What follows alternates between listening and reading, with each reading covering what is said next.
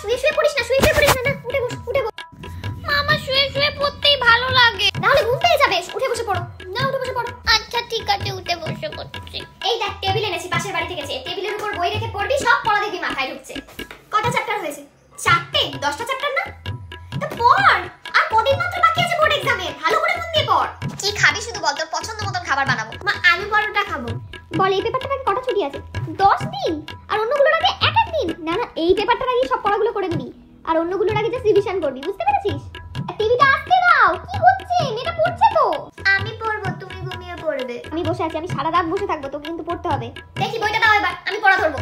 আরে দেখি তুমি কতটা জলে পড়ে আছো। দাও বইটা, মোবাইলটা সাইডে রেখে দাও। এখন